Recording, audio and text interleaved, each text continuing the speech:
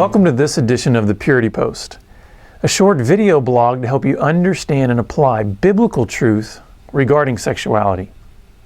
My name is Jonathan Daugherty, and I'm the director of Be Broken Ministries, a national outreach whose mission is healing sexual brokenness by God's grace, one story at a time. We're going to launch into a three-part series entitled The Brain on Sex, taking a closer look at the biology of sexuality and how significant your brain is in healthy or unhealthy sexuality. Since I'm no biologist, I'll be relying on others for lots of the technical and medical info.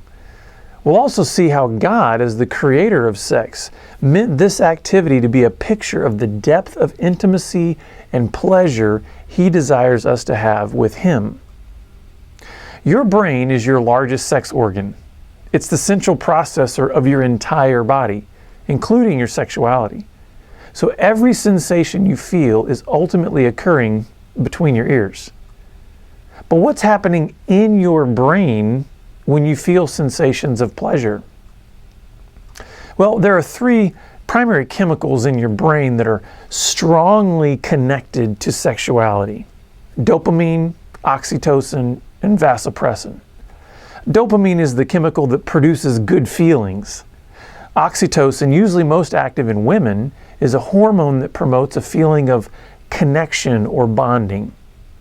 Vasopressin, a kind of counterpart to oxytocin in women, has the effect of bonding a man to his mate and building attachments to his kids. Now, dopamine is probably the chemical you would be most familiar with.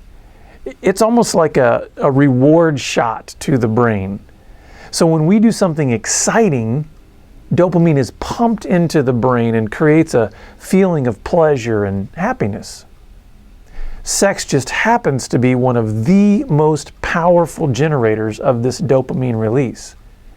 And the more you release this chemical, the more of a pattern is developed through the associated synapses.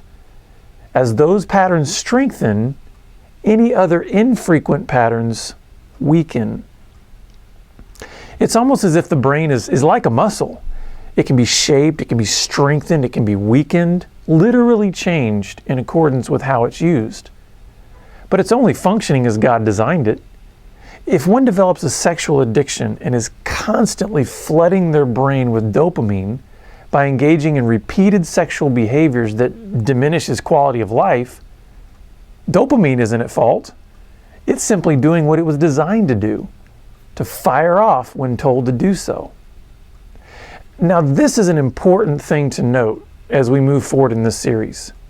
God created pleasure. You know, sometimes as Christians, we really can be negative when it comes to pleasure. We falsely judge all pleasure as evil when God intentionally designed our bodies to experience pleasure. Yes, He created dopamine. So let's keep things in perspective and recognize the difference between sinful pleasure, which is doing things with our bodies that God prohibits, and righteous pleasure, using our bodies the way God made them to be used, which is pleasurable. You know, God loves sex, and He designed our bodies so we would experience powerful pleasure in it. But keep in mind, He didn't only create dopamine. Remember oxytocin and vasopressin? These are the bonding chemicals. God designed the pleasure of sex to bond two people together, not merely create a euphoric physical high. He wants husbands to love their wives, wives to respect their husbands, and for both to submit to one another and serve one another. He created the two to become one flesh, to live all of their lives together, bonded, intimate. And He made our brains in such a way to help this process. In Ephesians 5, God connects the picture of marriage with the relationship He desires with us. Verses 31 and 32 say, "Therefore a man shall leave his father and mother and hold fast to his wife, and the two shall become one flesh." This mystery is profound, and I'm saying that it refers to Christ and the church. Wow, what a picture!